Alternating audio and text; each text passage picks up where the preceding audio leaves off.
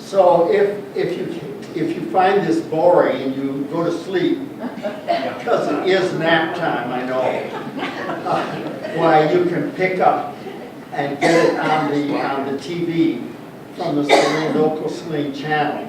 Well, in any case, I'm not going to stand up at a podium and preach at you.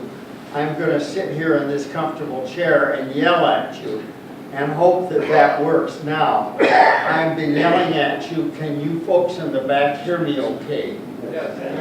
Okay, well, we'll keep it up then. I want to thank you for inviting me to this. Run into some old friends. Joan brought me a clipping here from the recent paper. My fourth wife died about a month ago. Why did I have four wives? I'm not going to go into that. But I got a history at St. Andrew's Church. I also wrote a history of St. Andrew's Church and published it a couple of years ago for the church. And I'm famous there because I've been married there more times than anybody else. Well, Emily was my fourth wife. I dated her in college back in 1948. And we got married in 2006. And then after we'd been married and run around Europe taking pictures of trolleys and trains for a while, why her Alzheimer's really got to her and she was in the Brecon Village Memory Support Center for a few years until the long-term care insurance ran out. I couldn't afford, what was it, $8,000 a month, I think. And so then she moved in with her daughter in Granville, Mass, and I went out to see her every month. I flew out on Delta every month, and I got to know that trip real well. And the last month, I mean, her daughter took great care of her, took her a long walk, took her to church, took her to shopping, and she was relatively active, but not very well oriented at all. And then then she was began to get weak and was not able to walk. And then her daughter called me on Sunday a few weeks ago, and I didn't get the message because my cell phone was at an odd adjustment. I don't know how to work this cell phone very well. It's an Apple. And somehow or other the button had been pushed, which this is something I don't quite get yet. But there's a button on there when you push the screen in a certain way. Why, it won't answer the phone the first time, it only answers it the second time. The first time it leaves a recording. And so my Emily's daughter Ruth was calling me and kept getting me a message. And I didn't find out about that till midnight on Sunday. And so I set the alarm for 6 a.m. and I called Ruth the next morning and said, "What's going on?" And she said, "Well, Emily ain't doing good." And she didn't say it that way. And she's getting morphine for comfort. So I called Delta and got a seat on the morning plane. And I quick ran out to the airport, jumped on the plane, and flew out to Hartford, and drove up to see Emily, and I sat with her for about 2 or 3 hours, and she died that night. Wasn't that something? So thank you, Joan, for the obituary. That was on Martin Luther King Day, and there was nobody flying that day. Amazing. Well, you don't need to know that. Let's get up to the subject here. Old Maud ran to Ypsilanti, 1901 to 1925. Well, let's get going on that.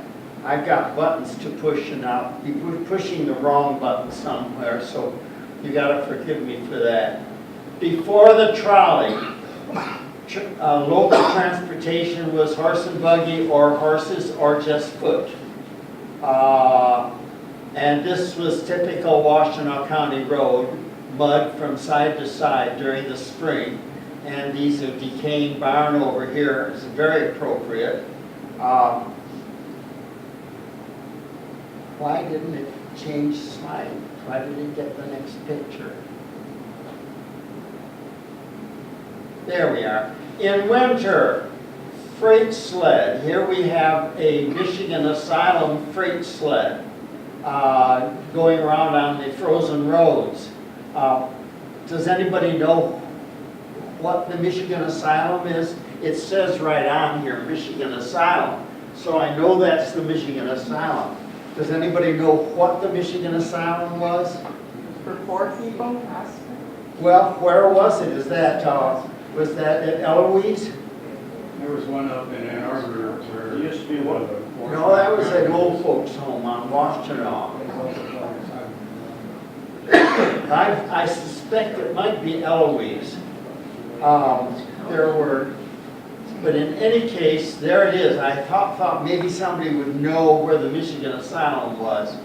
But here we are. We have a winter sleigh, horse-drawn, with a team up front to take the freight to the asylum. Ann Arbor, downtown, about 1875 or 1888 or so. 3-story buildings, well-developed. Gas lights here because getting names out. Silas Douglas, who was a professor of chemistry at the university, also was a surveyor for the state of Michigan, and Douglas Lake is named after him up north. He opened a gas works down by the Michigan Central train station tracks, and he piped gas into town, and there's one of his gas lights. He also piped gas into St. Andrew's Church, and then in 1867, and they had coronas around the top of the pillars. He supervised that building. And here you have gutters under the horses, and look at that horse pee running down the street here, and a brick sidewalk so you walk across the street without walking through mud. That's all before the trolley. Inner city transportation was railroad, and Michigan Central was one of the best. They had a double track line all the way from Buffalo on the Canadian Southern to Detroit, and then the Michigan Central through Michigan to Chicago. They ran fast trains on this 2-track right-of-way, and this is actually a I'm not sure where I got that picture. I think it's a postcard. Anyhow, it's right outside. Maybe my dad took this one. I'm not quite sure. But it's crossing the Huron River here at where Barton Dam is. 1890. The Ann Arbor Street Railway was formed, and they laid tracks in Ann Arbor. And this is one of the trolley cars on the Ann Arbor Street Railway. This is passing campus. It's on the corner of North University and State Street. Haven Hall, which was the law building, is in the background there. And all this black stuff here represents the glass plate negative, which got contaminated with water, and so of course the emulsion comes off. Martha took this when we put it in the book. She went to work and put a new platform up front here, so the book doesn't have these black marks on it.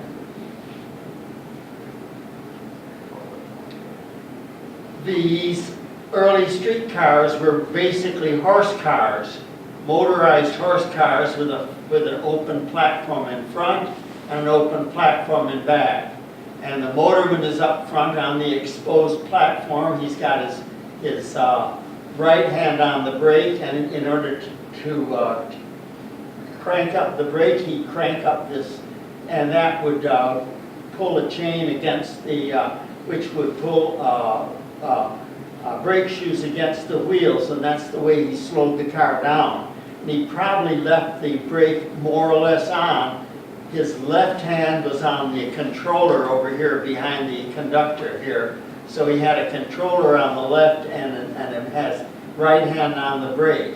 And so the car would take off from the corner, and then after it got going, he'd start to tighten the brake so he could slow it down for the next stop. The conductor was at the back and helped people onto the car and would collect the fares. So it was a two-man operation. 1891, Junius Beale, the son of the newspaper man, who had enough money to travel through Europe on a bicycle, and he got the idea from his experiences in Europe that it would be cool to run a suburban line, railway line from Ann Arbor to Ypsilanti.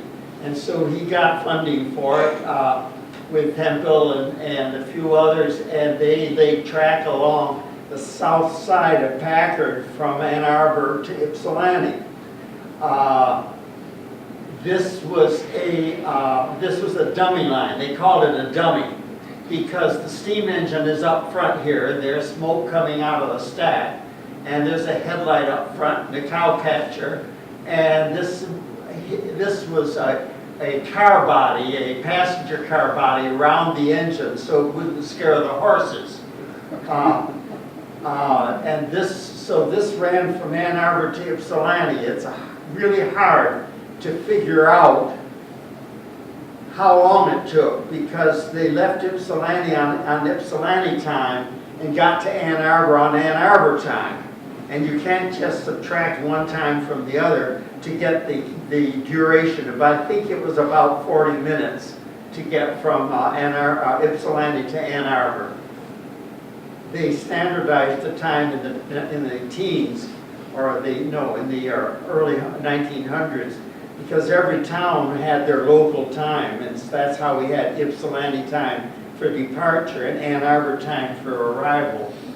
You don't need to know that. Here's the dummy train. They call it a dummy, steam dummy, a little Porter engine. Here's Ypsilanti High School before they tore it down and built a yellow brick jobby on the same site. It's got a couple of passenger cars, and there's the steam coming out from the choo-choo up front, running up and down Congress Street out by the water tower. It ran from Washington way down the south end of Washington was Harriet Street. That's where they had the engine house. They ran up Washington, out Congress, and there was a branch from on Congress that went over to the Michigan Central Station, and Ypsilanti had horse cars. And here's a picture of a horse car after the 1892 tornado. The only picture we've got of Ypsilanti horse cars. And this ran up and down Washington Street from Harriet, and then went over on Congress over to the MC, Michigan Central Station.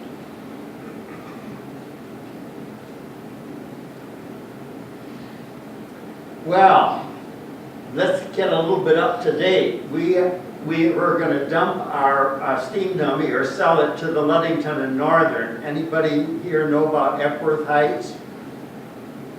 Epworth was I think a Baptist development north of Ludington, which was a resort, and it connected to Ludington on the steam dummy line. And I think they sold some of these Porter engines to that Ludington and Northern steam dummy line, which served Epworth Heights. Well, 1896, the Ann Arbor and Ypsilanti street railway modernized. They electrified the line and converted a coach into an electric car by hanging a cab up on the front platform, putting an oil headlight up front here, put Ann Arbor, Ypsilanti street railway across the side, and a couple of motorized trucks underneath. So here it is. And then when you go into Myers' store over here off Carpenter Road, they've got a copy of this picture hanging on the wall. Well, let's get a little bit more modern. In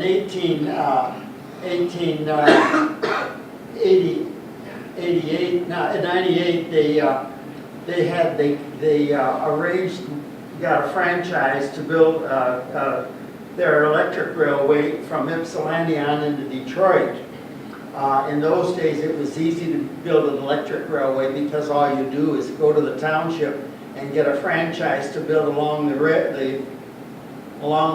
road, which is what they did.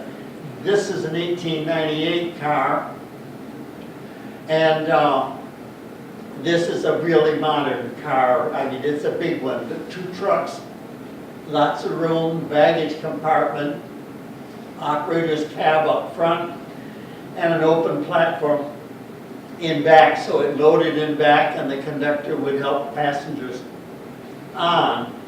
This is in Detroit. It went all the way down, and the interesting thing about it, it's got 2 trolley poles. There's one of them, and here's the other one. So they metered those trolley poles so that the one that's drawing current off the Detroit Street railways, they could be billed for the electricity they used to get downtown. And then when they got out of Detroit, why they put up their other trolley pole and picked up the juice that they were getting from the Wayne substation. Come on. Did I push the button on? Here we are. Oh, and the Detroit Ypsilanti and Ann Arbor Electric Railway built a large service building on the banks of the Huron River in Ypsilanti. There's the bridge at Congress Street, which is now called, I think, Michigan Avenue. And Huron River's coming down that way. And when you build a power plant, in those days, you installed steam engines to turn the generators, and the generators produced electricity which went out onto the electric lines. The steam engines in the powerhouse used water, and so it was convenient to have the powerhouse on the river. I do have more pictures of that, but this is only getting us to the Saline question. So here's a car barn on this end, and here's the shops on this end, and there is the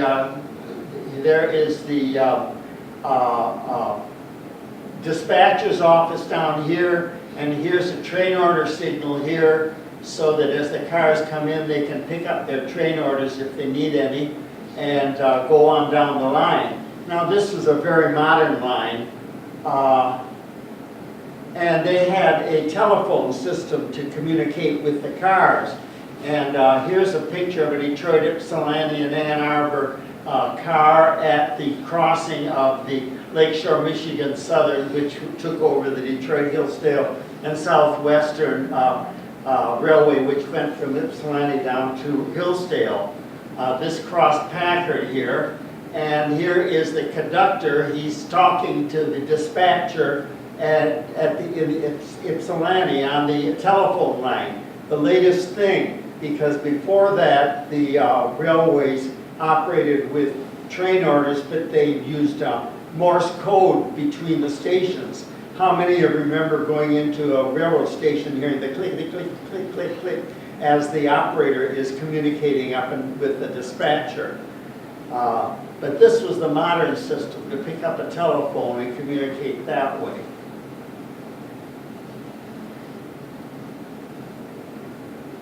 Wrong button, this button. Here we are, 1899. A branch line was built, Ypsilanti to Saline.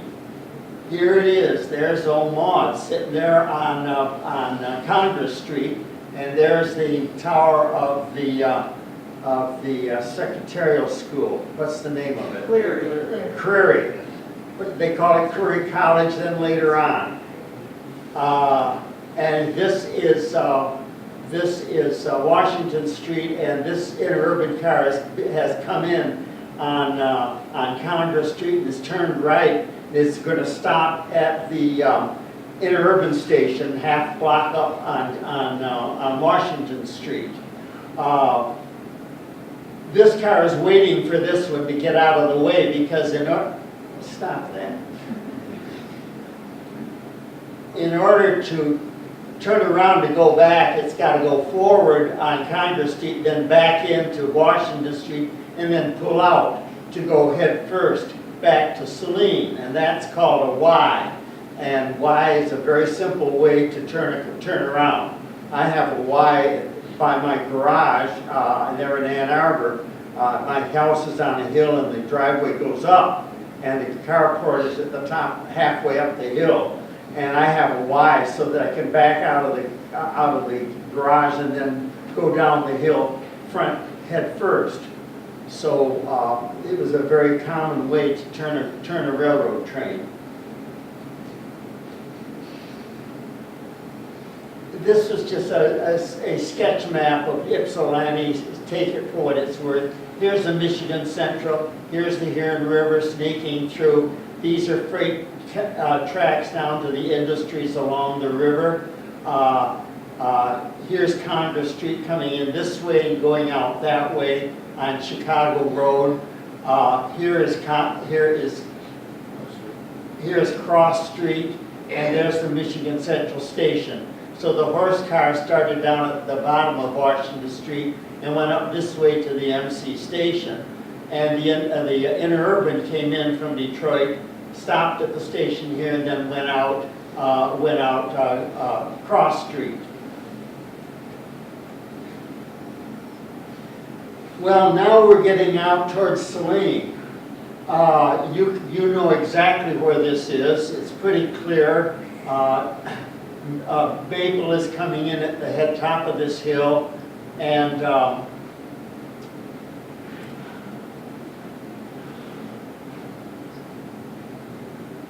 can't get the name of the road that goes out there between York Township and Bemis? what is it? Bemis? Bemis? Bemis. Is that right? Bemis Road? We were talking about the Rentschler Farm, weren't we? No, we're up passing the Rentschler Farm here. This is Michigan Avenue, or Territorial Road originally, then and then Chicago Road. It was the military road, and then Michigan Avenue, and now it's Michigan Avenue. So Rentschler Farm is right up the line here, and there's the creek crossing down there, so you still have a dip there. And here's the steeple of the Lutheran Church in Saline. And Michigan Avenue is stop that. Michigan Avenue is a one-way, two-rut road.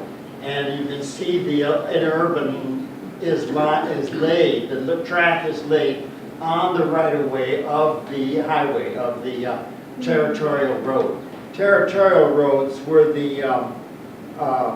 those were the roads that were communicating from one town to another. And so most townships had a territorial road going through it.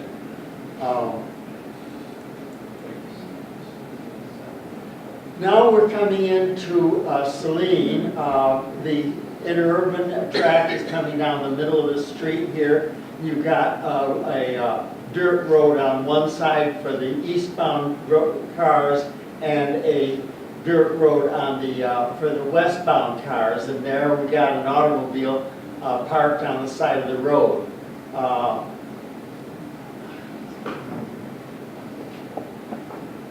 Here's another view of the track down the middle of Michigan Avenue. This turnoff here goes into the substation on the corner here, which was on the corner of Harris. Paris? No, next street, next street. Hall, I got it here, Hall Street. Yeah. There it is. It's actually built somewhat later. This was probably about 1910 when this one went up. But here's the substation. But at first, you see, the power plant in Saline could provide enough power to get the interurban from Ypsilanti to Ann Arbor, and then when they built this, they get enough power to get out to Saline. DC voltage only is, as it's transmitted even on the wire, the trolley wire, it loses some of its energy the further it gets from the power plant. So it's practical to build a power plant in Ypsilanti and then run the electric car to Ann Arbor, run an electric car to Saline, and run an electric car to Dearborn. But when they started stretching out further, they had to come up with another solution, and that was to increase the transmission power from 600 volts DC, which was the power used on the interurban, to 1500 volts AC, and that is when they had to put up these high tension power lines. They put in new generators in Ypsilanti, and then they put a substation every 15 miles because the power on the 600 volt DC got pretty weak after 15 miles. So this was a substation built in Saline to power the line out here. And so this was clearly after 1910 when they built the new powerhouse in Ypsilanti. Is it a fire station today? Yes. I think that's where, is that where the fire station is? Okay. You know, we This may is have called made a a fire mistake. It was station. Harris. I think it was Harris. I remember the building being there.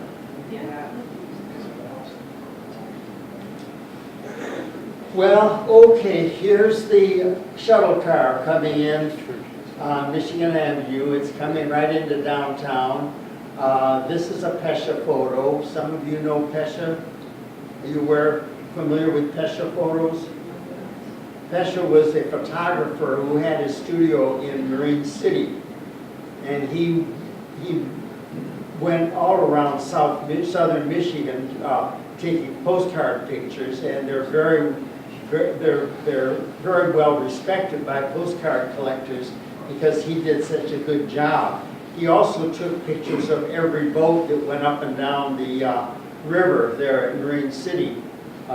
So he was a photo historian at that time. Well, here we are. We're looking down the track from, here is the crossing of Ann Arbor and Dundee Road, or whatever it was. What is it south of town? What is this? South Ann Arbor. It was called Adrian. Was Adrian. Adrian's a different street. This is I what's didn't now get the the name Saline yet. Island Road. Ann Arbor Road going north. What was going south? South Ann Arbor. South Ann Arbor Road. Well, that's good enough. Saline Miles Road. Oh, yeah, that's But, Saline Miles Road. the track you see comes right on through town. It's headed out towards Adrian. They're going to build this rail line from Ypsilanti all the way to Adrian. Well, it just never got completed, but they built it this far anyhow. And in one of these postcards, you can see the trolley wire hanging over the crossing of Ann Arbor Road and Michigan Avenue. There's the interurban has turned. The station is down here at this end of that block, and there is there's a turning site there. The station actually is halfway up the building, but the turning Y was down further, and the express car could pull in there and pick up express. Were they making a profit on any of this, Doc, or was it subsidized? Ask me again. Was money being made by these companies, or was it being subsidized by the government or something? It was never subsidized by the government.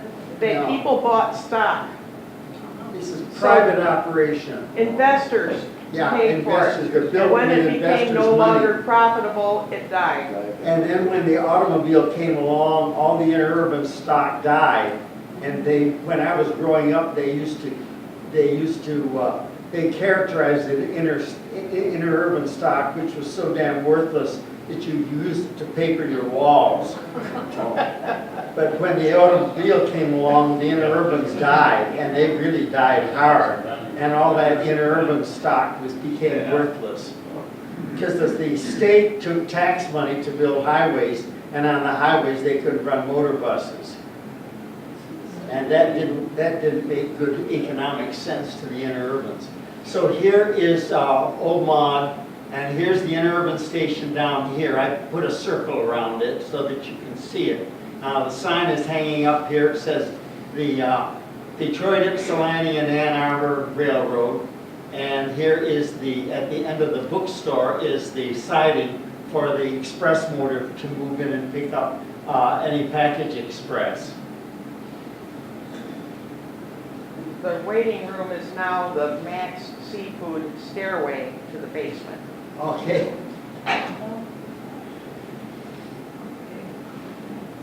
Well, here you go. This is a postcard, and I've taken the liberty of identifying the various stores. And we'll go down the line here. Books. I don't know whose bookstore it was, but that was Books, clearly. G.C. Howard. Then the ice cream soda store. And then the Detroit, Ypsilanti, and Ann Arbor Railway waiting room here. That's the sign there. A.M. Humphrey, what was he selling? Don't know. G.L. Parsons, men's furnishing and shoes.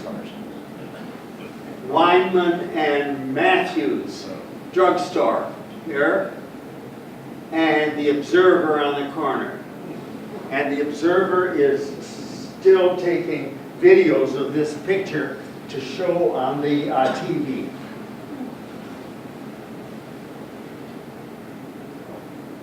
And here's the north side. I haven't identified the businesses that way, but there's the interurban line here, and there's the north side of downtown Saline, 1902.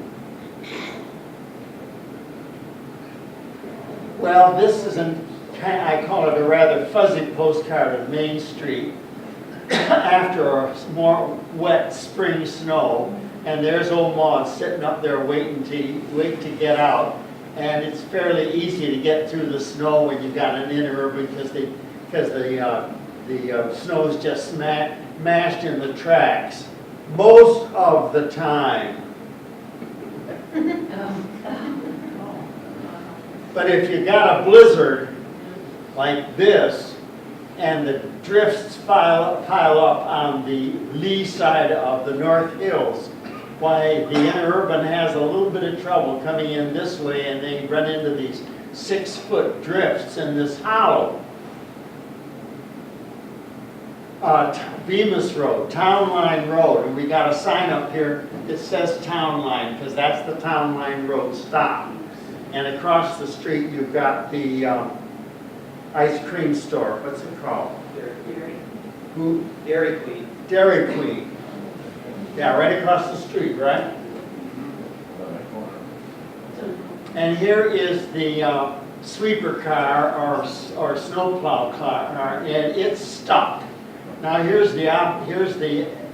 the executives back in this private car back here, and here's the shovelers at work on this 6-foot drift. I think that was. Here they are on there's their plow on the front of their work car, and they're standing up getting their picture taken, the bosses, on the plow car. And there's the size of the drifts. Here we got 6 feet of snow, and this darn thing comes ahead and gets stuck. So they have to get out and do it by back work.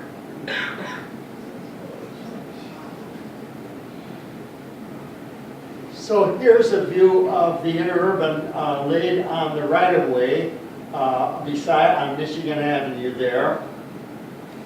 State Highway Department wanted to widen the road and make two-lane road. Hey, wait a minute.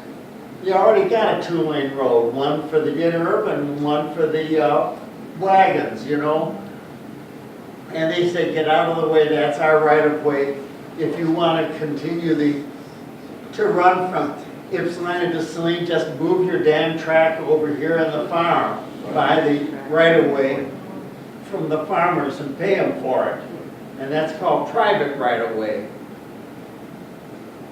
Well, that wasn't very practical, so the line died in 1924. That could be the end of my talk, so if anybody has had enough, they can go now. Yeah, go ahead. What were the fare costs back then from Saline to Ypsilanti? The fare. What was the fare? Yeah. I can't answer that. I don't have that information. Probably 10 cents. I was gonna say. Or maybe 15 cents. I do have fare receipts, but the fare receipts don't usually say the fare.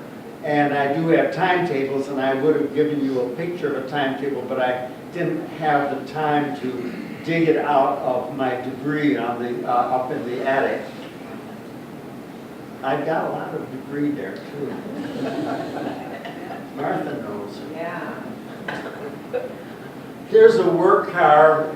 This picture was taken to demonstrate the closeness between the railway right-of-way and these telephone poles that were stuck in and owned by the telephone company, who's using the interurban right-of-way. And these are beginning to lean over and get a little bit too damn close to the right-of-way so that the cars would run into it. Well, Old Maud is loading here on Washington Street in Ypsilanti, and this is said to be the last day of operation, September of 1920. Oh, go on, that was a nice picture, let's leave it. The crewman up here has got a switching iron. See that black rod down there? This is a piece of iron rod, and the blacksmith shop has softened the rod and bent one end into a loop, and that's the top end, and then the other end has been hammered into a point. So this point is, and this hangs right in the front of the car, and you still see, I've got some pictures of cars with the switching iron hanging across the front of the car. When they get to the switch, why the probably the operator jumps out, picks up the switching iron, and pops it between the track and the side of the track, and bends the track to open the switch. And that's the way they ran the switches in the street. So the car comes in on Congress Street, and then they turn the switch and it backs into Washington Street. Then he flips the switch, which is what he's doing now. And then it pulls out back onto Congress Street. And there's a couple of young people getting onto the car for a ride to Saline. And there's a gas buggy over here waiting to get by. And probably, Auga, doing the horn. We used to collect those horns. Oh yeah, I didn't realize I had this. In 1902, Mr. Boland of Jackson was building east from Jackson to Detroit, and Hawks and Angus was building west from Detroit and Ann Arbor to Jackson. And so they had a competition to see who could get there first. The Boland line from Jackson was a extension of the Jackson lines, which became the Michigan Electric Railway, and they had third rail lines going up to Lansing and going west to Kalamazoo, Battle Creek, Kalamazoo. They were going to go east to Detroit. Well, the Boland line came out Michigan from Grass Lake and was headed for Chelsea, and then from Chelsea they were going to go in on Dexter Road to Ann Arbor and then out Plymouth Road to Detroit. But Hawks and Angus got control of this interurban from Ypsilanti to Detroit, and they built the line then from Ann Arbor to Saline and Grass Lake, after Boland already had the right-of-way along Michigan Avenue, so they had to go another way. We'll get to that in a minute. But with this expanding system from Ypsilanti to Detroit and Ypsilanti to Ann Arbor and then Ypsilanti to Jackson, they needed more power, and they needed to transmit that power for 35, 40 miles, and so they had to go 15,000 volts AC, alternating current, for transmission line to serve with substations every 15 miles to serve, convert the 15,000 volt AC to 650 volt DC, direct current. Because that's what the interurbans ran on, and that's streetcar voltage. I was studying the map in Germany, and I noticed that out of a little town, which I forgot, was a little short line that was 650 volts DC in the middle of this German railway network, and I knew instantly that was an urban voltage, a local voltage, and I made a special effort to go from from Stuttgart down to that little town to see what that little line was. It was still there, but they were running diesel cars into it instead of electric cars. That's another story. Okay, well, this is just a comparison. Okay. 1892, this is Hildebrandt's estimate. I can't really tell you how long it took because they ran from Ypsilanti time to Ann Arbor time, and I don't know the conversion, but I figure it's about 40 minutes from Ypsilanti to Ann Arbor. And in Ann Arbor, they had to stop at the city limits and transfer the passengers to electric cars to go downtown. The DJNC was the Detroit, Jackson, and Chicago interurban line run by the Detroit United when they took over. 1928, 23 minutes from Ypsilanti to Ann Arbor. Greyhound bus in 1989 was 25 minutes. Detroit to Ann Arbor on the Michigan Central, 1 hour. DJNC interurban, 2 hours and 15 minutes, 1909. Ann Arbor to Jackson, DJNC was 1 hour and 10 minutes. Michigan Central, 50 minutes. I mean, they're catching up on them, huh? And Greyhound bus, 50 minutes. So that's a little interesting comparison of interurban operation versus railway operation through the years. We're going to finish up by giving you a quick overview of the rest of that interurban, the Ann Arbor to Jackson line too. The Detroit, Ypsilanti, and Ann Arbor, which is an extension of the Detroit and the Ann Arbor and Ypsilanti electric, when the DYNA-A, this is one of those new cars loading on the open platform in back.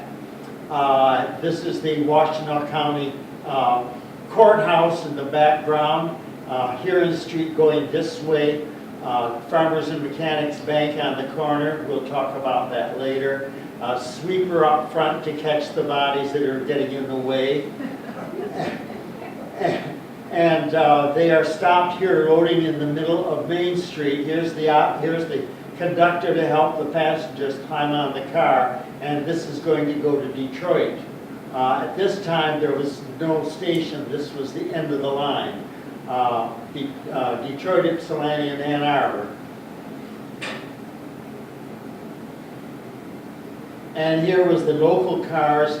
Now, Ann Arbor had a local streetcar system, that was the one we saw, that dinky car at the beginning. with the open platform operator with the hand on the controller, on the left hand on the controller and the right hand on the brake.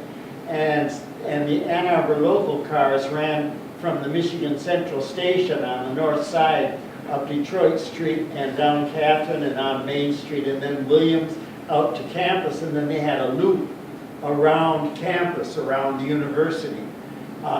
So that was a local service to provide a way to get from the east side of Ann Arbor, Hill Street and Washtenaw down to the Michigan Central Station. And here's an open car running in the summer, and this is a sign up front. It says they're going to have baseball in the fairgrounds this evening. There's one of the open cars on the local streetcar. They're still out with an operator and a conductor. The conductor collects the fares running up and down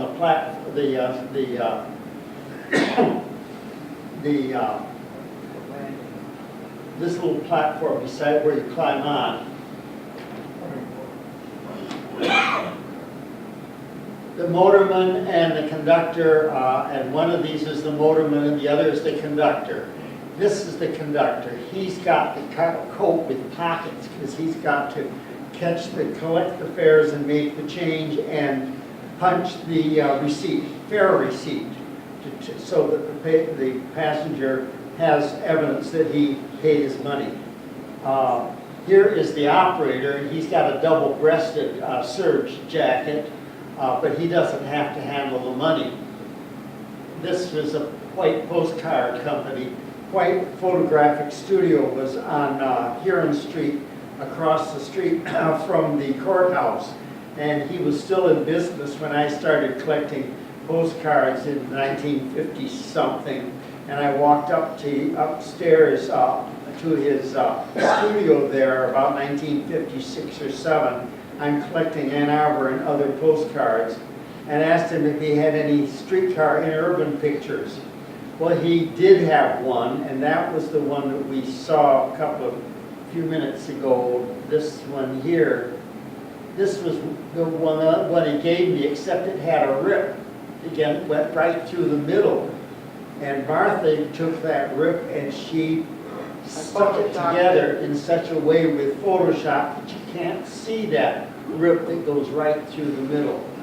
But I got this picture from Mr. White's postcard shop or photo studio there across from the courthouse. Ann Arbor local car at the end of the Packard-Huron line. So this is the interurban, but the Ann Arbor ran local cars on the interurban tracks. Here's a local car at the corner of Packard here and State Street, and that is the Apostles Club in the background. You don't have to know about the Apostles Club, but if you buy my new book called The Caboodle Book, you'll read all about the Apostles Club, which they used this as their rooming house. He's out writing more books. Just a general information here for you. Detroit United was the consolidation of all the electric railways in the Detroit area. All of them. Not just the Michigan ones, but also the Ontario ones. So the Detroit United ran the Sandwich, Windsor, and Amherst, and they had the interurban to Toledo, and the interurban to Port Huron, and the interurban to Imlay City, and the interurban to Flint. This was another one. Let's see, DUI. No, that's the Michigan Electric ran this line to Saginaw and Bay City. The interurban to Pontiac, the interurban to Orchard Lake, the interurban to Plymouth, 2 interurbans to Plymouth, the interurban to Saline, the interurban to Ann Arbor and Jackson. And these other red lines are the Michigan Electric from Jackson to Kalamazoo and Battle Creek to Kalamazoo. And the third rail line, no, this was overhead. To Grand Rapids, And from Jackson, the third rail line, Michigan Electric, up to Lansing, St. John, and up to Saginaw. Owasso. And they also operated, the Michigan Electric also operated these lines up here between Bay City and Saginaw Bay City. So it was quite an empire, quite an empire. And this would have been from 1900 to 1930. And between 30, the end of the interurbans was between 30 and 35. Here's a picture of the Ann Arbor interurban station with the tower for the connecting power, the 15,000 volt AC came into the tower here and then went down to a rotary converter down underneath, and then it was piped out on the wires to the interurban at 600 volts. There's a track going in beside the station to serve the express the express cars, and here is the train order signal up front to give the operator a new order so that he would go down the single track line and pull into the siding before the eastbound car came, because this was a one-track line and they were running trains in both directions at all times. And in order to run eastbound and westbound cars at the same time, you have to have a siding, so one goes into the siding to let the other one go by. And you have to have a train order and to tell them which siding to go into, otherwise you get into trouble. Here's one of the interurbans come out from Detroit with the motorman and the conductor. Here's a view of the interurban line between Ann Arbor and Jackson. You'll notice that this doesn't have the interurban running down the side of the road like the Saline line was. By this time, Hawks and Angus built the line in 1899 to 1901, and by that time they were buying right away from the farmers along the road, so that they could get a private right of way, and they didn't have to. They didn't get just a franchise from the township board to lay their tracks along the township roads. Quite a difference. So this is the private right-of-way here, and this interurban is on the north side of Jackson Road, and it's zooming into Ann Arbor. And here's a substation at Lima Center. Lima Center is the very center of Lima Township. It is the downtown for Lima Township. Lima Township doesn't have much downtown. All it has is about 2 or 3 stores, some of which have turned into antique stores, and the interurban station here, which has this towering, this tower, which was characteristic of the Boland line, the Hawks and Angus line, interurban construction, a brick building with a waiting room up front, and then the rotary converter in back to convert the power from 15,000 volt AC to 600 volt DC. So here are the power lines coming in, and then the electric low voltage going out. And this is still sitting there. Oh, here it is a few years back. There it is. Still there. And here's the station in Chelsea. Now this is a little bit odd, isn't it? All these other things. Here you got the interurban coming in, zooming around this way through the back lots.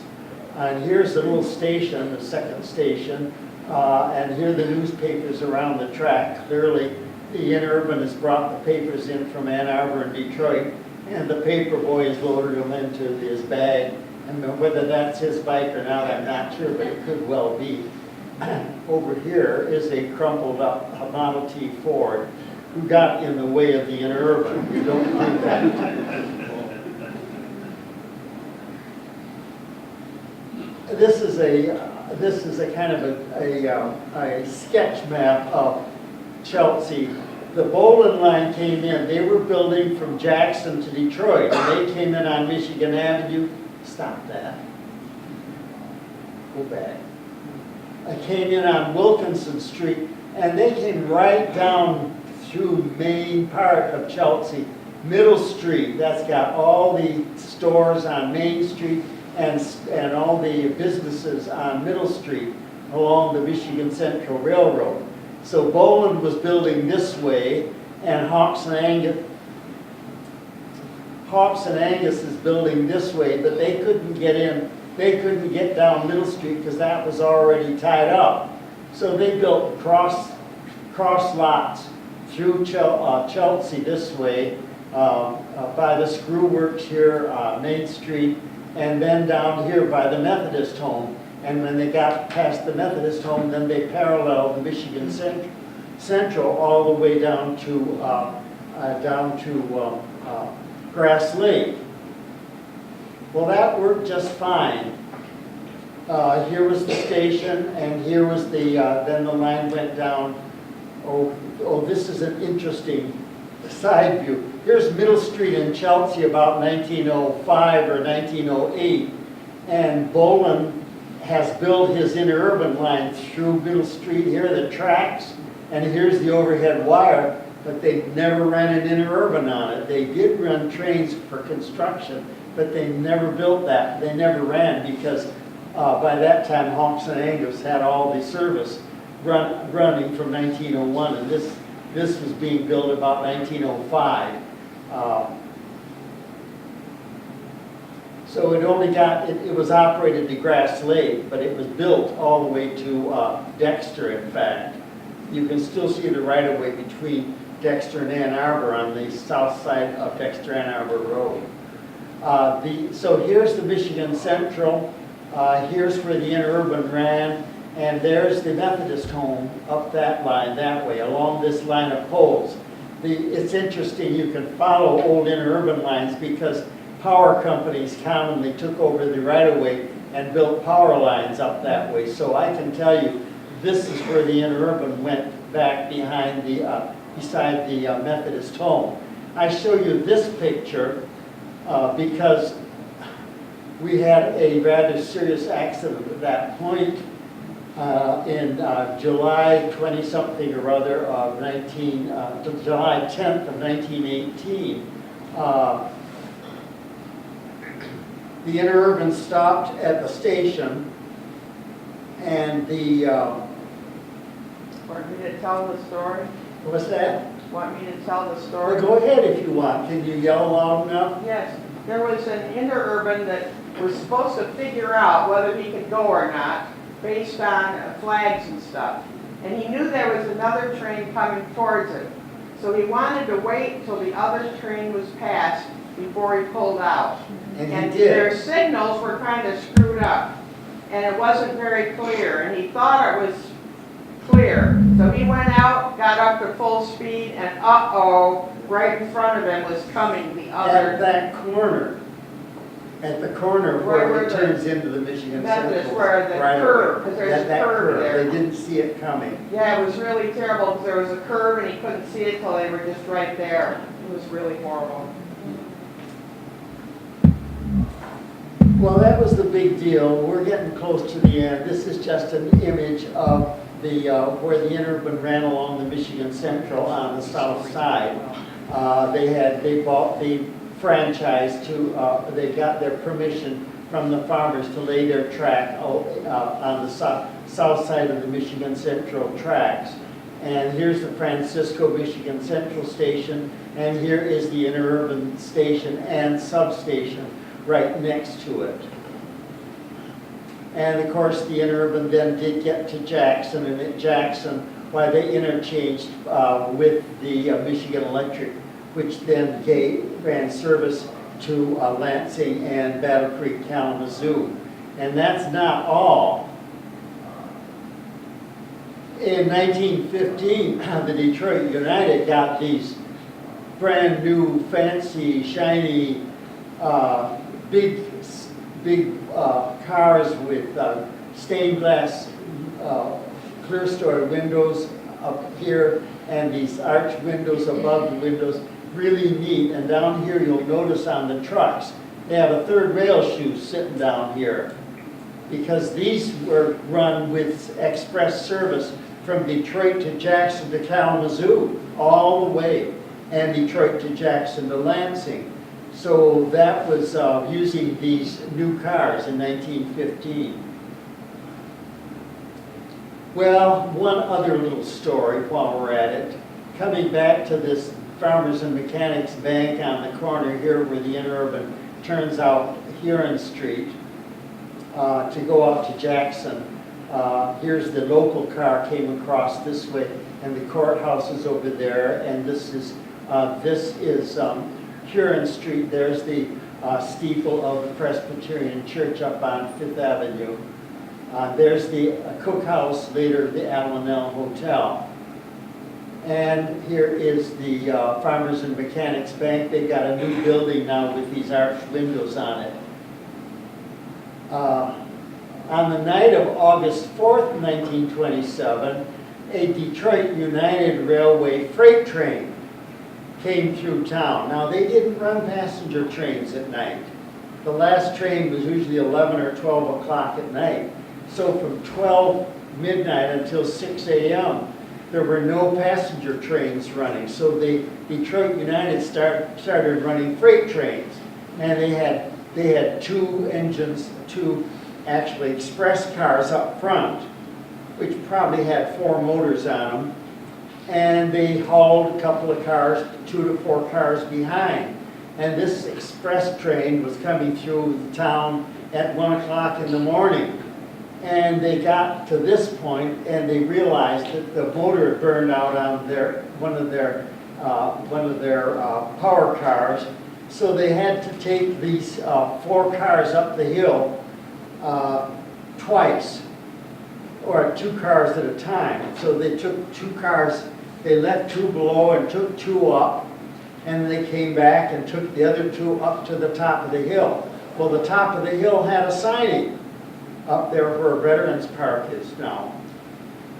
So they left 2 cars up there and went back down and got the other 2 cars, because one of the motors had burned out, so they didn't have enough power to take all 4 up at the same time. And as they're hooking them together, they got away. They rolled backwards. They rolled down Jackson. They rolled down Huron. They rolled under the Ann Arbor Railroad tracks and up the hill. And when they hit the curve, they didn't make it. They were probably going close to 60 miles an hour by that time. So here are their express trailers that rolled down the hill when they got away from the siding at the top of the hill. These are freight trailers, they're not motorized. And this is what happened to the bank. Totally destroyed. And there's the sign, Farmers and Mechanics Bank, what's left of it. Well, end of the streetcars in Ann Arbor was January of 1925, and we have a little banner on the side that says, "I leave you now without reproach. I humbly bow before the coach." Isn't that touching? Well, these cars, these weren't built for Ann Arbor. These were built for Pontiac or somewhere else. The Detroit United took these old derelict cars and put them in Ann Arbor for local cars. They called them dinkies. They were called the Ann Arbor Dinky. Are you two going to take the dinky downtown? After the Interurban quit running, why, here's the dead station. It's being used as a bus station, and there is a Blue Goose Line bus sitting over here waiting for passengers. And then they built a new Ann Arbor bus station in 1940, nice streamlined station. And here's a streamlined bus pulling out from the place where the express cars went in to unload. And that was the hotel commercial building. And of course, the World War, the interurbans were dead. By 1930, the interurbans were dead. The tracks were still in the street, and in 1943, 1944, why they ripped up the tracks in Ypsilanti anyhow, but they didn't rip them up in Saline, as you know. But that's pretty much the end of the line. Now, so if you're interested in that Washtenaw County Electric Railway history, which has information on, Martha has copies over here for you. That includes information on the electric railway that the University of Michigan built from the powerhouse up at the on Huron and what's now Forest, Forest, down to the Michigan Central Railroad, but that was electric, and that was an interesting one, but that's something else. So that's your show. We've done it in just a little bit more than an hour.